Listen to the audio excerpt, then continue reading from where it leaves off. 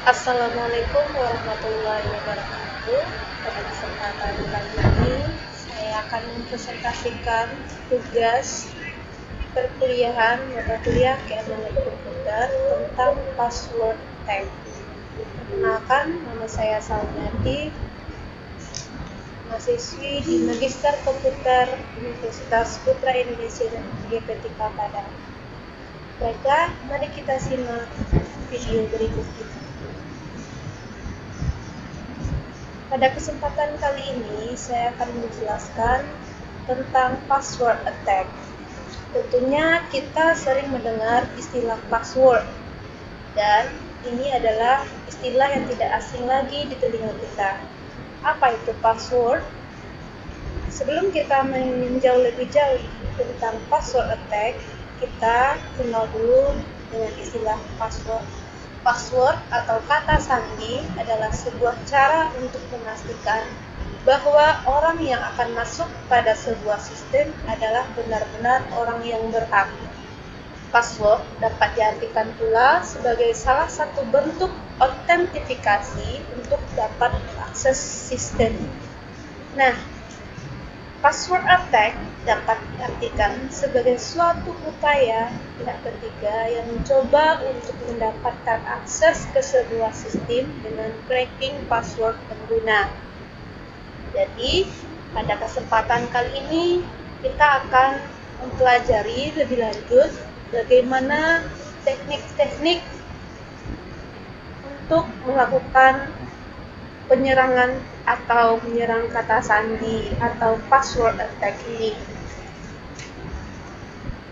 Secara umum, ada teknik serangan kata sandi atau password attack ini dikenal dengan 3 kelompok.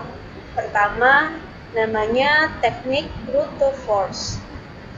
Yang kedua, dictionary attack, dan yang ketiga, keylogger attack. Apa itu brute force? Yaitu sebuah teknik serangan terhadap sebuah sistem keamanan komputer yang menggunakan percobaan terhadap semua kunci yang mungkin. Nanti kita akan bahas lebih lanjut tentang brute force. Yang kedua, dictionary attack, yaitu sebuah teknik untuk melawan cheater atau melawan mekanisme mengotentifikasi dengan cara menentukan kunci deskripsi dengan mencari kemungkinan kombinasi kata yang terdapat di dalam sebuah kamus. Yang ketiga, tekniknya disebut dengan keylogger attack, yaitu sebuah perangkat, baik perangkat keras atau perangkat lunak yang digunakan untuk memantau penekanan tombol papan ketik. Jadi saya akan membahas 3 teknik serangan ini dan akan mengaitkannya kepada paper yang saya temukan mengenai materi ini. Paper yang pertama itu berjudul Visualisasi Serangan Brute Force menggunakan metode K-means dan native bayes. Ini dikarang oleh atau penulisnya adalah Sari Sandra dari Setiawan Ahmad Herianto. Apa itu metode K-means dan native bayes? Metode K-means merupakan salah satu metode data clustering non-hierarki yang melompokkan kata dalam bentuk satu atau lebih cluster. Sedangkan metode native bayes digunakan untuk melompokkan paket data dalam pengenalan pola yang disebut dengan pattern recognition. Tahapan penelitian dengan menggunakan metode K-means dan native bayes ini. Pertama, ada namanya dataset. Apa itu dataset? Dataset digunakan dalam penelitian ini yaitu ISCX dataset dan DARPA dataset dalam format CSV atau Comma Separated Values. ISCX ini dataset merupakan dataset yang digunakan untuk mengcapture lalu lintas jaringan yang dikembangkan oleh Fakultas Ilmu Komputer. Langkah selanjutnya ada istilah attack pattern dan normal pattern. yaitu hasil dari program matching berupa paket dominan attack dan normal dalam dataset yang akan menjadi pre-process pada penelitian selanjutnya. Yang ketiga, tahapannya barulah menggunakan metode K-means yang merupakan salah satu metode data clustering non-hierarki yang mengelompokkan data dalam bentuk satu atau lebih cluster, dan metode Naive Bayes yang digunakan untuk mengelompokkan paket data dalam pengenalan pola atau pattern recognition. Hasil dari penelitian ini dapat disimpulkan, pertama, bahwa serangan brute force pada ISCX dataset di layanan SSH membentuk suatu pola serangan di mana satu IP source yang fokus melakukan serangan ke satu server dengan port destination yang akan dieksploit adalah port 22.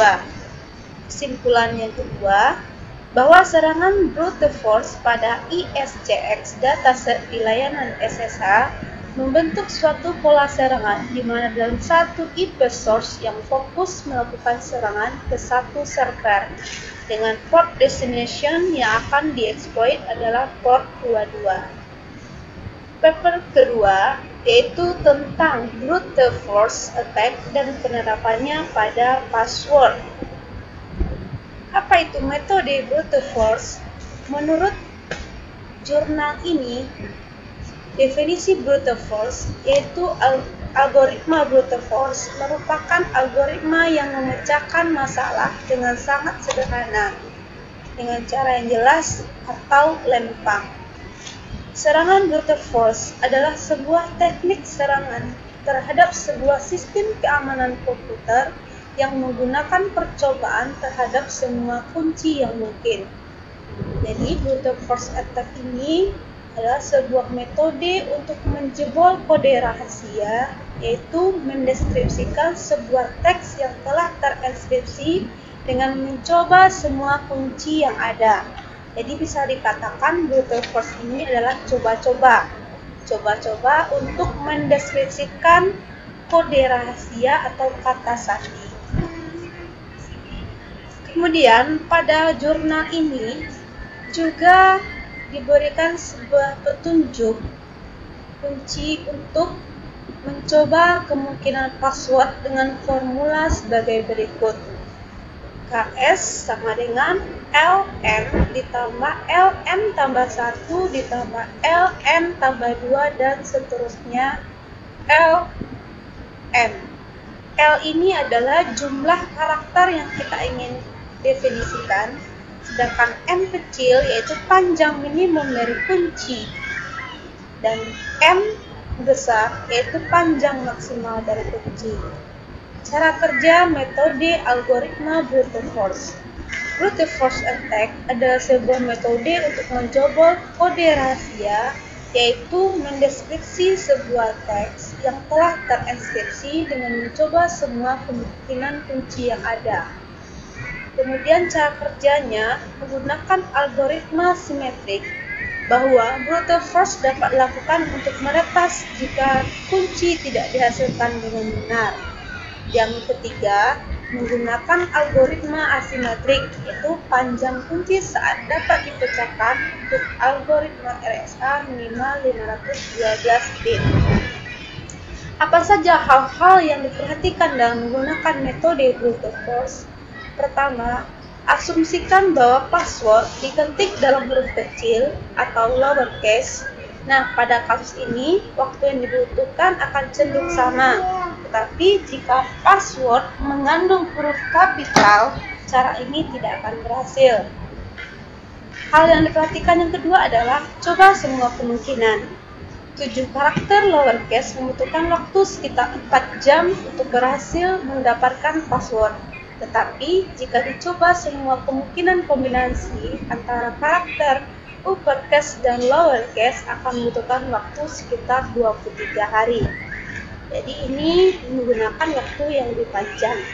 Metode yang ketiga yaitu trade-off. Artinya kita hanya menggunakan kombinasi-kombinasi yang mungkin dimasukkan dalam pencarian. Contohnya, kita mau memberikan kata sandi password. Jadi bisa dapat dipecahkan dengan trade-off, yaitu mengkombinasikan kata demi katanya. Misalnya dengan mengkombinasikan huruf P kecil, A besar, S kecil, W besar, O besar, R kecil, dan D. Jadi ini adalah hal-hal yang diperhatikan dalam menggunakan metode brute force. Apa saja contoh program yang menerapkan brute force attack? Pertama, Chain Enable, yaitu Chain Enable ini adalah alat recovery password untuk sistem operasi Microsoft. Yang kedua, Brutus. Nah, Brutus ini mencoba membobol dengan cara bekerja pada sistem online seperti Telnet, FTP, HTTP, dan lain sebagainya. Dia hanya mencoba untuk login sebagai pengguna yang sah. Dan yang ketiga, Hydra. Hydra ini adalah sebuah proyek software yang dikembangkan oleh sebuah organisasi yang disebut dengan THC. THC ini adalah The Hacker Choice.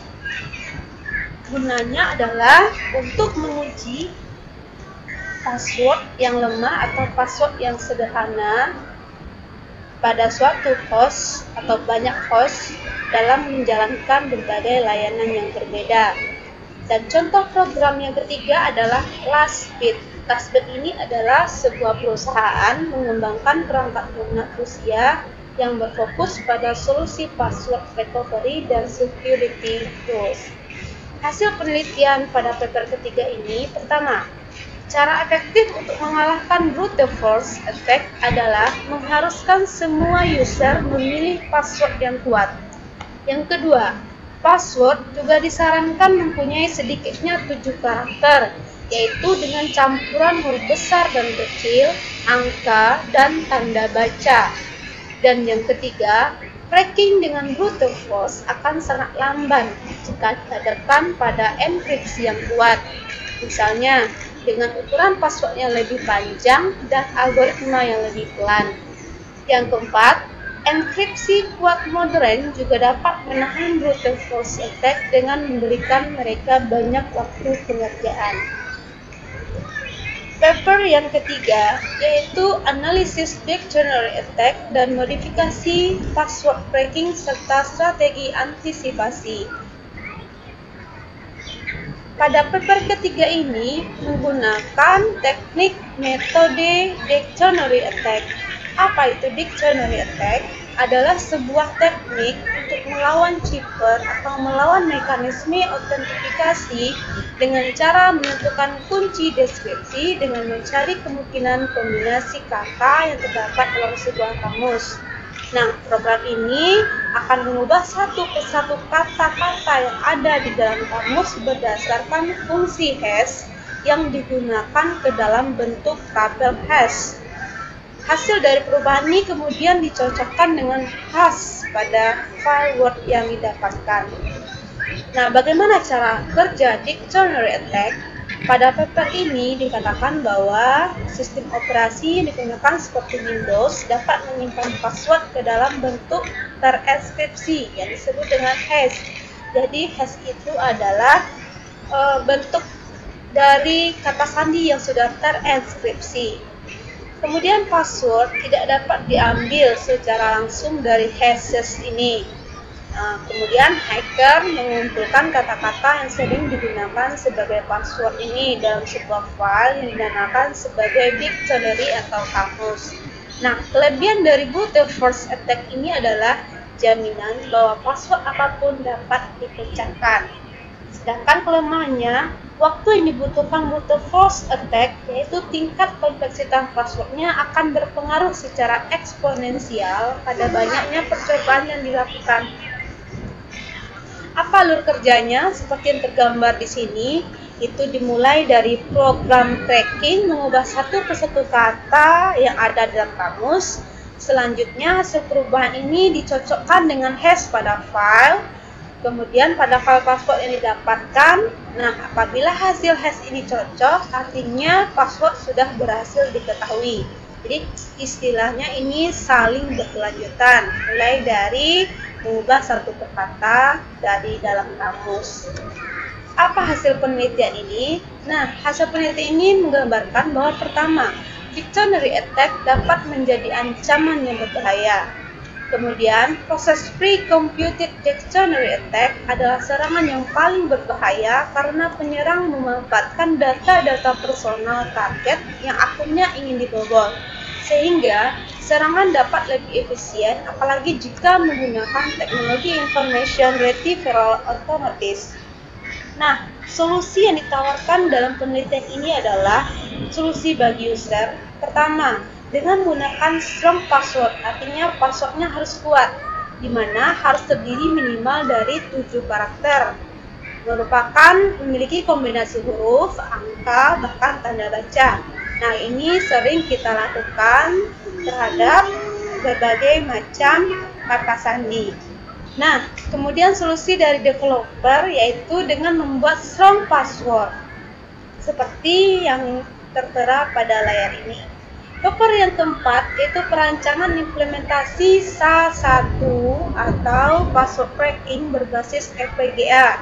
Ini sebuah paper studi kasus tentang instansi XYZ.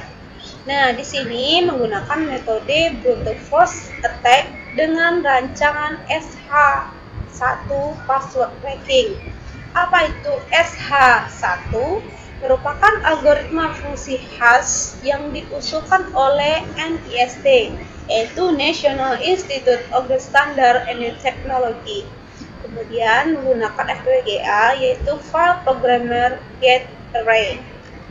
Hasil penelitiannya, pertama, password ini merupakan salah satu bentuk autentikasi untuk dapat mengakses sistem.